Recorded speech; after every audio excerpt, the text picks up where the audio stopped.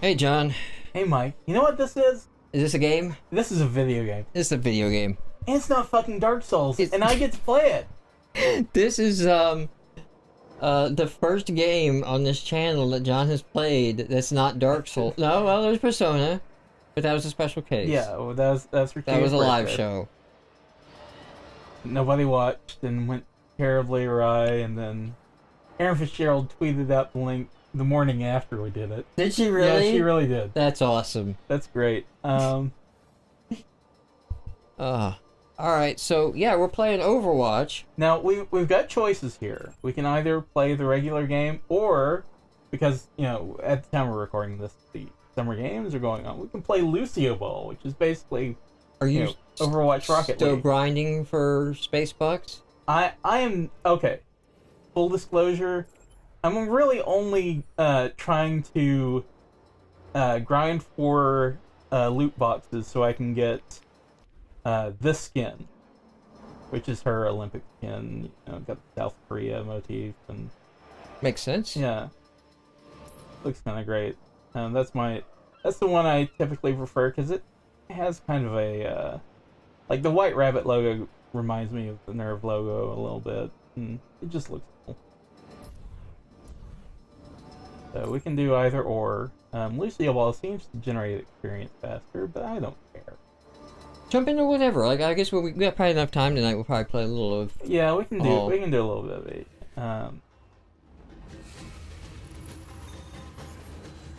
So we logged in under my profile.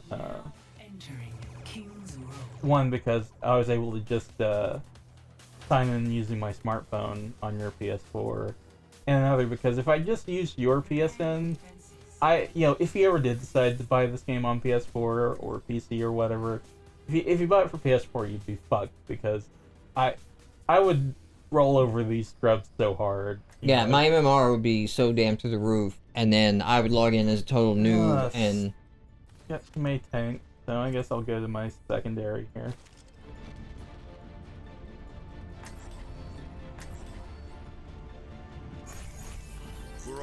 gotta figure out. No defense heroes. Okay, I'll go with Junkrat then. Junkrat's fun. There.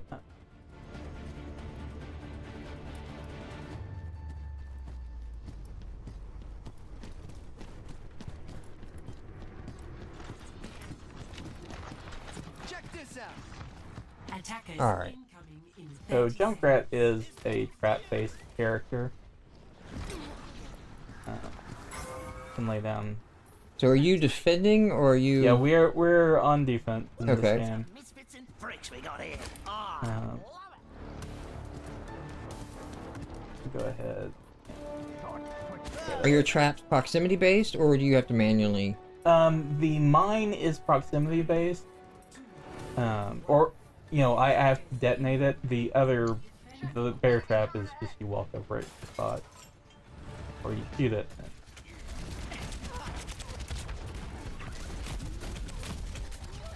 I'll let an over great. Got another decent hero. I'm gonna switch over to soldier. We're all soldiers now. That's the cool thing, I think, Overwatch. Although, I guess you can do this in Team Fortress, but it didn't happen as often. And there really wasn't as... The game wasn't built around hero switching. Right. Whereas it seemed like Overwatch, which I've not played. I've just watched a bit of it, and I've heard a lot of talk about it, and it's, been on my radar. It seems like they built the game around picking and counter-picking mid-game. Yes, and I think people who don't know me need a little bit of a history lesson. Halo is probably the first-person shooter I actually enjoyed. The very first Halo game. This is the first-person shooter I've been at least worth half a damn at. Like right now, you can see I'm leading in eliminations and objective kills. I've got gold medals in each. Which is weird, because I'm watching the pace of this game, and you've already died twice. Yeah. Not dead yet. Well, it's weird because I think this is a mistake a lot of players make, because I know when this happens, it's usually when people won't get on the objective, which is a kind of a common problem for bad players. Get on the payload, as they say. Yeah, get on the fucking payload.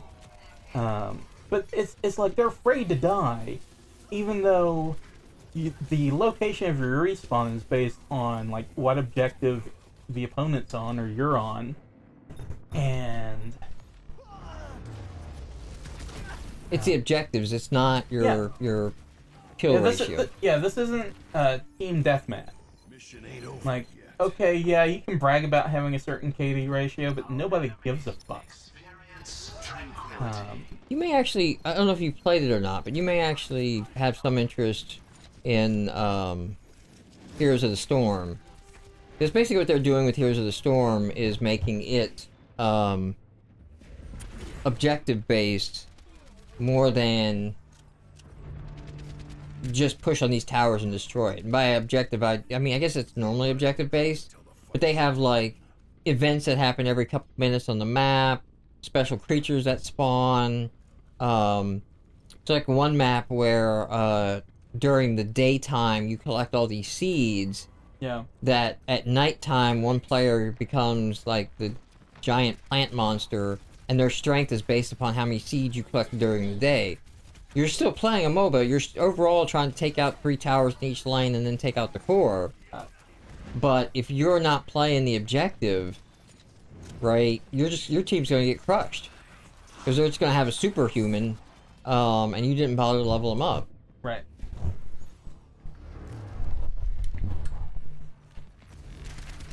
But I think part of the reason that I do have, and I'm not an MLG level pro or any shit like that, but I do routinely, get, usually one, sometimes like multiple gold medals in a match, and that's cool. But I think one of the reasons that I am as successful as I am at this game is the fact that it's matchup based, because that is definitely a fighting game mainstay, is learning matchups and stuff like that. It's actually, because of Blizzard games, weirdly what got me out of Hearthstone. I was big into Hearthstone for a really long time, and it was the Old Gods or whatever expansion, the latest one. Yeah. The Cthulhu shit that they added. And when they added that is when they launched the idea of standard play. Yeah. So that they were going to just start retiring cards from the meta. You could go into free mode and play every card. Like, basically what Magic does. Basically what every card game has to do if you're going to keep adding cards. Yeah. Makes sense. But I was all psyched for it. Like, I was saving up all my dust and figuring out, I'm just going to, like, dust all the non-standard cards. Because I played competitively. I played on the ladder. I never made Legend, but I could consistently get myself into, like, ranks 7 through 5. And that seemed to be where I needed to then focus my gameplay and figure out, like, okay, what am I misplaying here? Like, what's keeping me at this 7 to 5 rank? So decent.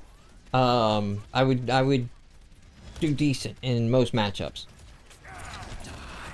And I realized it was because, like, God, Hearthstone, I don't know what, 1,000 cards? I have no idea, like, the numbers of cards in there, but just shit ton. Right.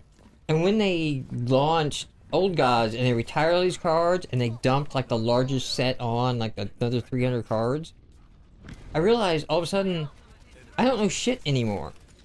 Right? They've completely reset the meta. And before, I just had this working knowledge of, if I see this hero play this card on these turns, I can reasonably assume what their goals are, what they're playing for, what other cards they have in their deck, and begin counterplaying that kind of thing, and that worked most of the time. Right. Right? So I was way deep in the meta, way deep in being a meta player and understanding that. And just knowing, like, hey, if I'm seeing a lot of Zoo, and I'm just gonna play my Control Warrior, and Zoo's easy to shut down. I think anybody that had struggled with Zoo on that was just like, well, you gotta just learn the fundamentals of how the Zoo's working. You should play the Zoo. He gets played. Um,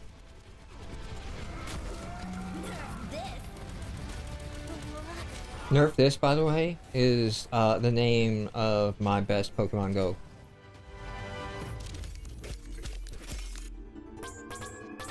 Didn't do super well that game. Then again, I was not exactly, you know. Yeah, we just sat there. We just got started. Yeah. You got time to hit another game. Well, not only that, but Like, I mean, this episode. like two other people picked tanks right away, and I'm like, well, I can't really pick D.va then, can I? So, and people can make their own judgments as to whether or not, you know, making pieces or not. But yeah, I just realized with all these new cards now, like there's some, you know, there's rush decks, there's face decks, there's control decks, but I gotta relearn the whole damn thing. And it's like, I'm out. I don't wanna start over again. I mean, it wouldn't be completely starting over, but let the meta shake out and then figure out what it is and then relearn all these counter picks and then realize I'm gonna have to do this every year. Like, this is gonna be the only thing I play, and I already have that game. It's called Dark Souls. Yeah. I don't have room for 2 of these. Yeah, that's why I can't really get into TCGs like that. You know, Overwatch is fine because, you know, you just have to be, you know, you can be really good with one hero and competent with 2 or 3 others and be fine. So, post-patch D.va, like the buffs, Yeah. really kicking in this character. Yeah. A lot more people playing this character now. I think so, yeah. Does that I've sort of noticed detract from it? Do you almost kind of wish it was Oh, I don't really. old D.va so it was easier to get? I don't really care. I mean, I like the buffs. The reason I play D.va is because, you know, she fits into my sensibilities. You know, she's a gamer. She makes fighting game references. Ready for combat. Here comes a new challenger. Hello. I need healing. She's got a mech. I mean, there's all kinds of just. Yeah, for little- anyone who doesn't know the background of D.va, the background on her character is she was a Korean StarCraft player. like world champion. World StarCraft. champion for like 5 years. Like, no one can even touch this. The Overwatch invasion, whatever war starts, and they're like, Korea's like, we're gonna make mechs. And they decided they need gamers to pilot the mechs. Yes. So then she's like the national hero because like all of her gamer skills transferred into the mechs. She got all the gamer background. And then so like I'm a mech fan. Although if I had my choice, I'd rather have tank mechs than suit mechs. So she's more of a suit mech. Yeah. I'm not so much into like the Evangelion sword welding That makes one of us. type you know, mech. I'd rather have the Robotech, Good God. you know, Less. Where? especially like the board game Battletech type mech, you Yeah. know, where you got your weight classes, you got your long, medium, and short range. There has not been a good mech sim game in decades. No, there hasn't. And this is another one of those matches where I don't think anyone is actually getting on to the fucking point. Because I notice that whenever I go in, I'm usually beset upon by like 3 or 4 guys. So we've got the Reinhardt here that just walks back and forth with his shield up and doesn't do anything. I have to take a different approach on this though if I'm gonna get anywhere. Try to back way. Enemy turret ahead. Okay, Torbjorn's fucking turret needs another nerf because standing that far away and getting shot by it and basically telegraphing where I'm at to everybody, kind of fucking stupid. The changes to her, she no longer gets damaged by her own mech, right? That is the biggest change. Before, if she self-destructed her mech, you'd have to get away from it yourself. Yes, but it wouldn't harm any of your other teammates. So you were the only person on your team that had to worry about it.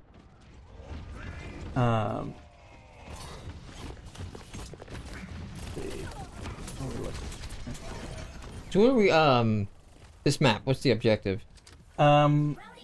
It's basically, you take over that first area, then you escort the payload to the goal. Okay, so we're on the escort side, but first we got the little territorial control thing to do.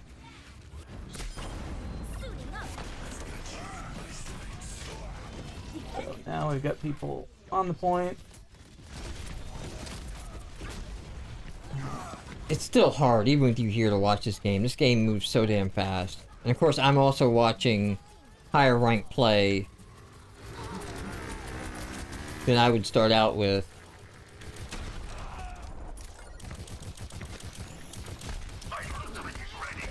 There's a bit more than like the 5 classes of Team Fortress to learn. That happens to me every fucking time. Try and summon my mech and I get killed. Like, there's no iframes or anything in that, even though it's a quote-unquote ultimate. So I'm constantly dying with a new suit on deck. Frustrates me to no end.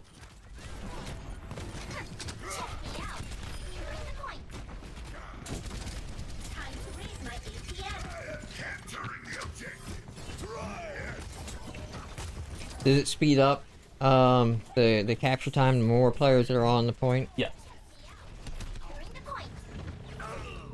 So it looks like you might actually get through it this time.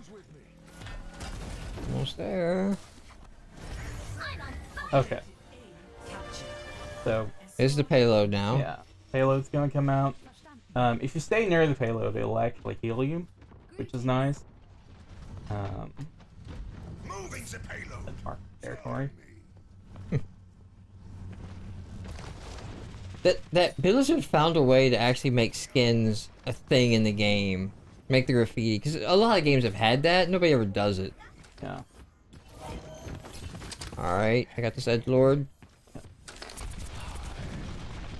Yeah, he doesn't want to mess with me because I can just put my shield back up anytime he tries to fire. That's one of d.va's other big changes.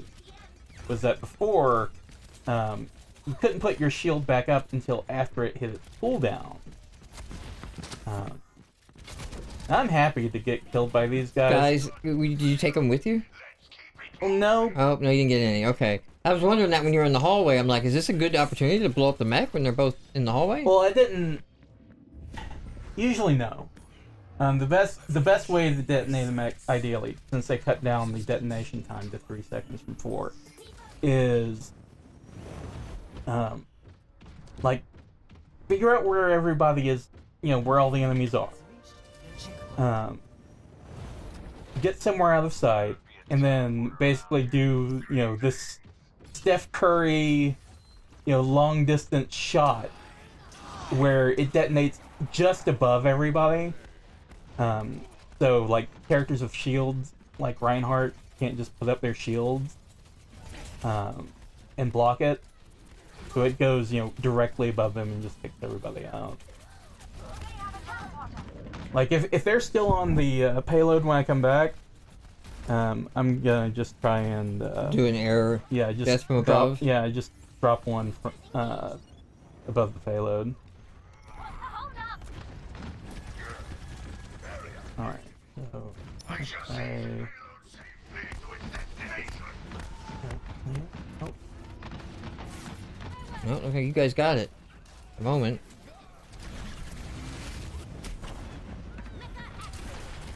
One thing about knowing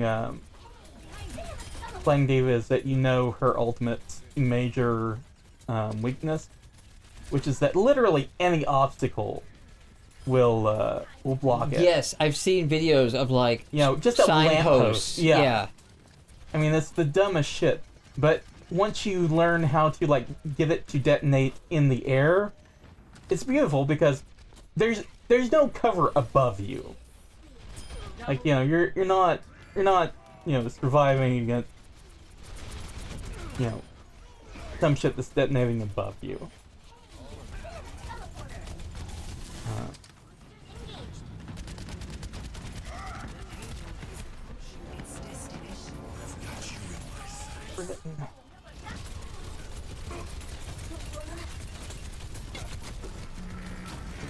And blow us up here.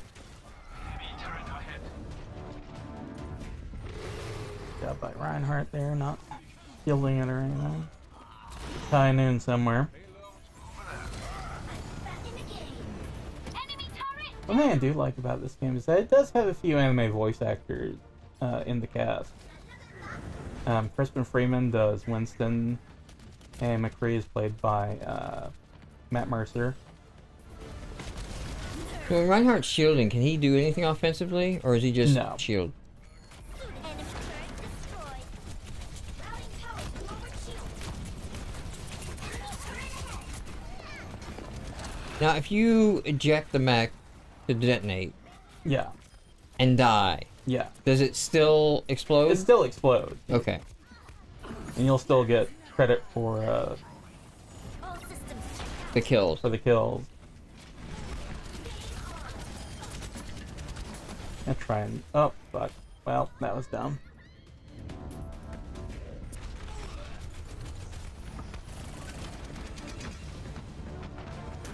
I believe they have a teleport. I'm back in the game.